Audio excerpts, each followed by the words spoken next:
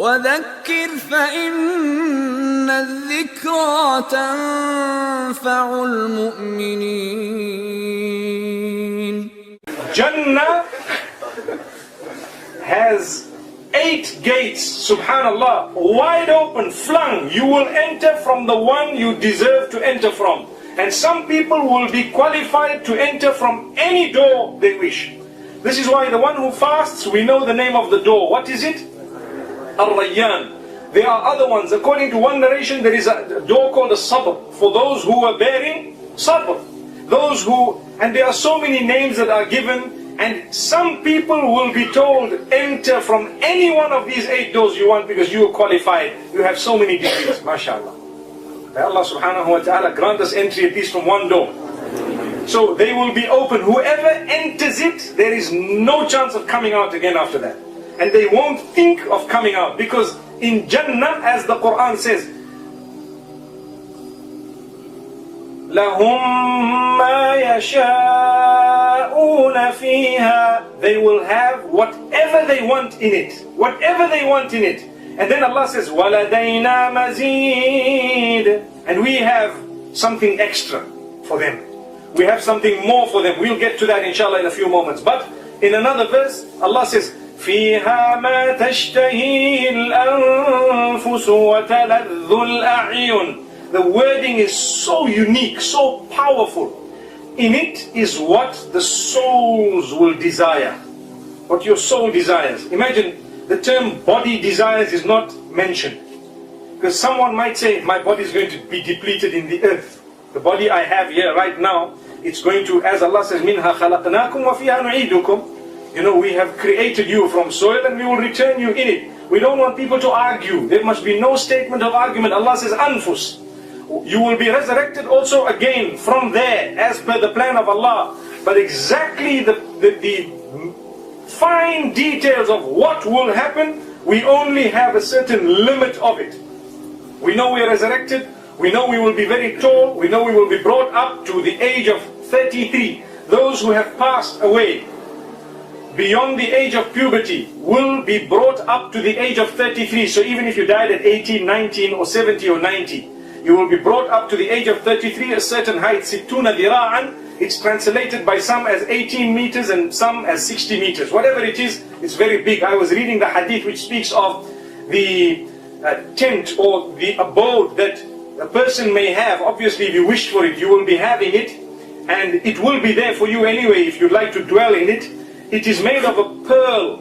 You know, when you see a pearl, what's the size of a pearl? Can anyone, show me a size of a pearl roughly? Anyone seen one?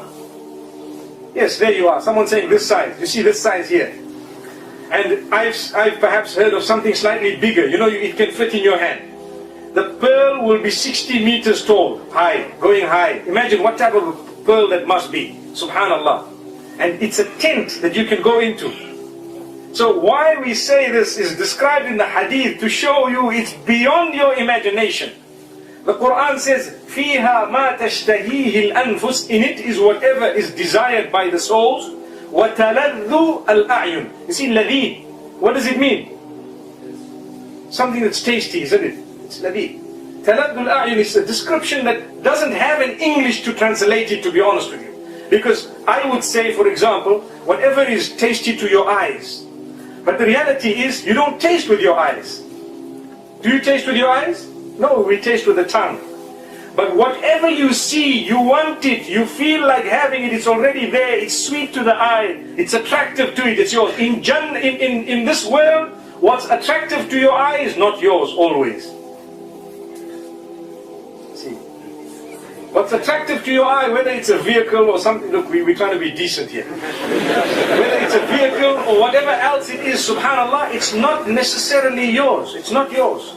And one of the weaknesses that show that this world is nothing is that if you have the best of something, within a minute you see something that you might now think is better, suddenly yours is nothing. It's happening. You have the latest mobile phone, it's the best ever mobile phone. They can call it an iPhone 6, the one that just came out yesterday.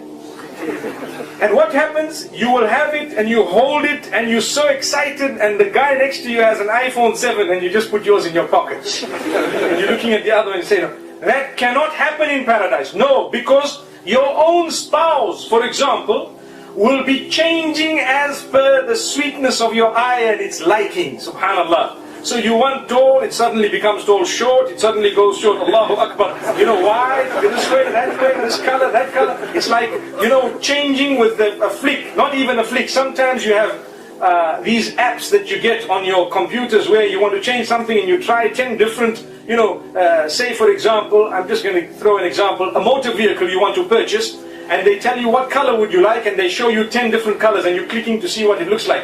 Click another color, click a third color, that click may happen such that your eye automatically chooses the color of the spouse, how it is liking it.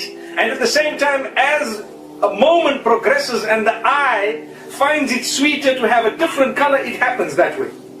And something described that is even better and more mind-boggling to show you that it cannot have crossed your head in the proper sense. All this we are saying, bearing in mind that in reality what we are going to have is far better than whatever we are describing here.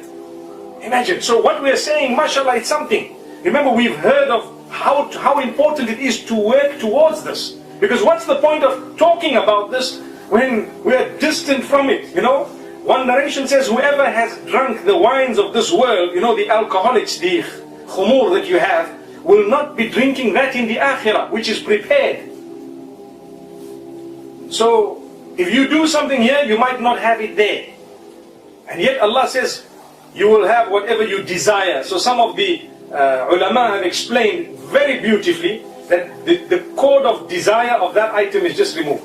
So you won't desire it. Subhanallah. You see, we might have 3 million, 4 million desires. One code is removed. You won't feel that I'm not desiring this item, but you won't desire it because that little code is removed because you did something in the dunya. You won't know, but others would know what it's like. May Allah subhanahu wa ta'ala grant us goodness.